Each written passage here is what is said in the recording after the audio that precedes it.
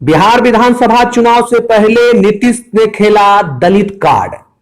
दलितों के वोट को साधने के लिए मुख्यमंत्री ने आज अनुसूचित जाति और अनुसूचित जनजाति कल्याण अधिनियम के मीटिंग में अनुसूचित जाति जनजाति से संबंधित परिवार के किसी भी सदस्य की हत्या होने पर पीड़ित परिवार के एक सदस्य को नौकरी देने के नियम की घोषणा की है।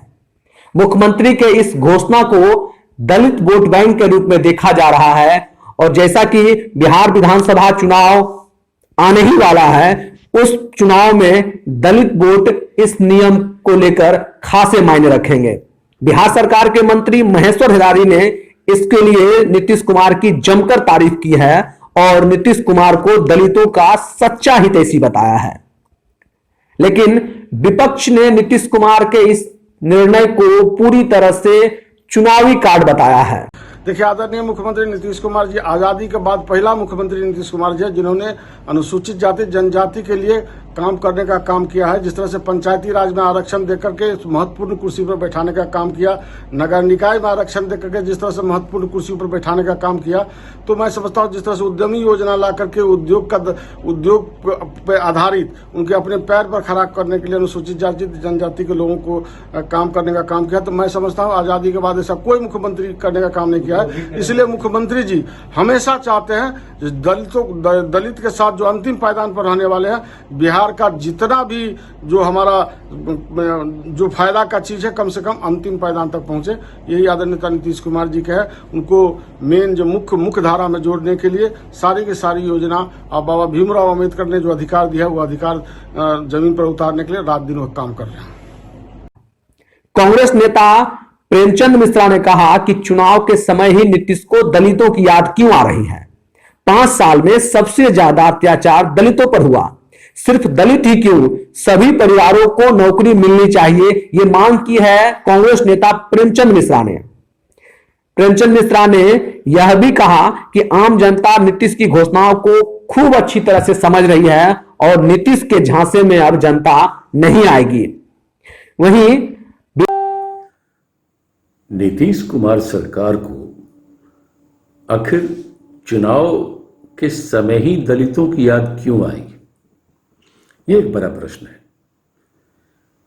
पिछले 5 सालों में सबसे ज्यादा दलितों के ऊपर उत्पीड़न, हत्या, दुराचार एवं विभिन्न प्रकार की घटनाएं लगातार होती रही और अब नींद से जागे नीतीश जी जब चुनाव में महीने भर का समय बाकी है।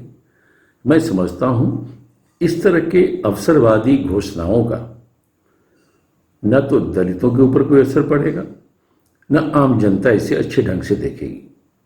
और सवाल है कि हत्या चाहे किसी भी वर्ग की हो, किसी भी जात की हो, हत्या हत्या है, वो एक बड़ी क्षति है। ये तो सामान्य प्रक्रिया है कि हत्या के बाद उस परिवार के किसी न किसी सदस्य को नौकरी दी जाती है, कुछ मुआवजा दिए जाते हैं। यह सिर्फ एक वर्ग विशेष को लेकर ही प्रावधान करना कहीं से भी ठीक नहीं है। किसी भी वर्ग के किसी भी परिवार के सदस्य की अगर हत्या होती है तो यह सरकार का दायित्व है, उसका भरण पोषण करे, उसके बच्चों की शिक्षा दीक्षा की व्यवस्था करे, सरकारी नौकरी दे। कांग्रेस पार्टी सिद्धांत रूप से इस बात की पक्षधर है, लेकिन नीतीश कुमार जिस तरह से चुनाव आते ही उनका दलित प्रेम जागा है, यह अपने आप में यह बताने को पर्याप्त है कि मुख्यमंत्री रहते नीतीश जी ने कभी भी दलितों की भलाई के लिए कोई कदम नहीं उठाया। विपक्षी पार्टी राजद ने भी नीतीश के इस घोषणा पर जमकर निशाना साधा है। आरजेडी नेता मृत्युंजय तिवारी ने कहा कि पिछले 15 सालों में नीतीश कुमार क्या कर रहे थे। चुनाव के समय दलितों को लॉलीपॉप दिखाने का काम कर रहे हैं मुख्यमंत्री नीतीश कुमार। नीतीश कुमार ने श्याम रजक को हटाकर अपना दलित प्रेम दिखा दिया है। दलितों के असली नेता लालू यादव हैं और नीतीश कुमार का दलित प्रेम सिर्फ दिखावा है।